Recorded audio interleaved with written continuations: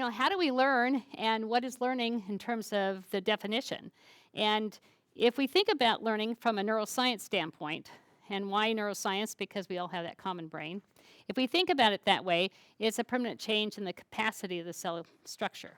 So what that means is that if I activate cells, okay, as they move from the sensory receptors through the brainstem to the brain, if I activate those, what will happen is that actually will change the structures of those.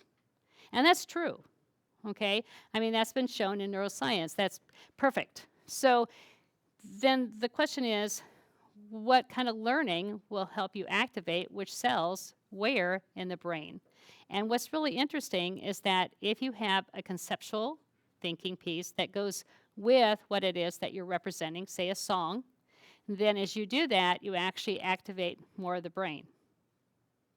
Okay? I'll say it a different way.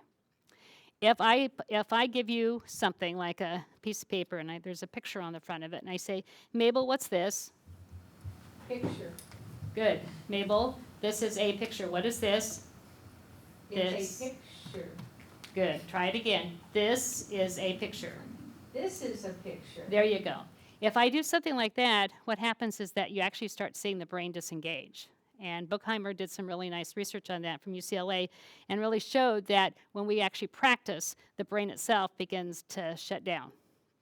So Buchheimer, Susan Buchheimer, okay, she has some really nice articles, and she used to have a website. I haven't looked for a while, but she had a website in which you could go to her website and actually pull up her most recent publication and that kind of thing.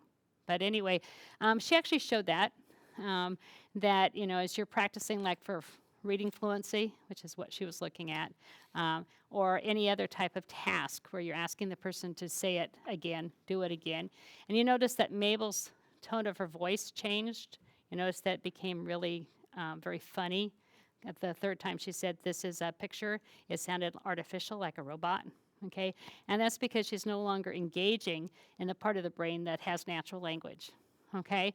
So what we're looking at here is that we're looking at the brain at rest. And the brain at rest is interesting. The brain at rest is working really, really hard because the brain does not like to be at rest. And it goes to, if it's at rest, it likes to go to sleep.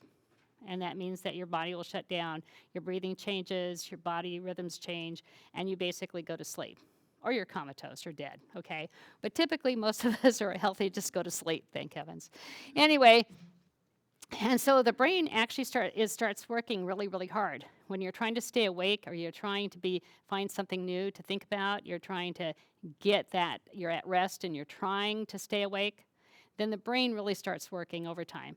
And there are slides, I don't have them on here, but there are slides of images that show the brain trying to get that information. And it actually looks like it's very active because of that, okay, trying to take in new input. But what's interesting here is that they set it up, the imaging, so that, and by the way, all these colors, that's all done with computers, okay? That's after the fact. That's all done with a software system. But here, what you've got is that you've got a very active brain in a lot of different regions, which means that it's using information that it knows about space, it's using information that it knows about sound, it's using information that it knows about the lyrics possibly of the song, but there's lots and lots of activity with understanding that representation of that song. So what it means to us is that we have different ways in which we can represent our thinking, and we can do those in the arts just as easily as we could in some other ways. Okay, so it's kind of an interesting thing here. When we activate our brain like this, it does change the capacity of those cells. So the more of the brain that you activate in a language-based way, which is what you're seeing in this slide here, the more you do of that, the higher that brain functions. Okay, so you could go in and you could repeat the same song every morning with your 3 to 5-year-olds, let's just say, and you repeat the same song and the same greeting. Hello, my name is Ellen. How are you today? Did you have a good day?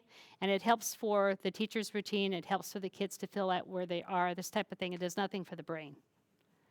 Okay. However, if you taught a different song that next day, taught a different finger play, taught a different way in which you could interpret it, had the kids act that out, have the kids draw and write about it, you draw and write, and then do the song to it. If you did that, you would be engaging the brain conceptually. Okay. So novel is good.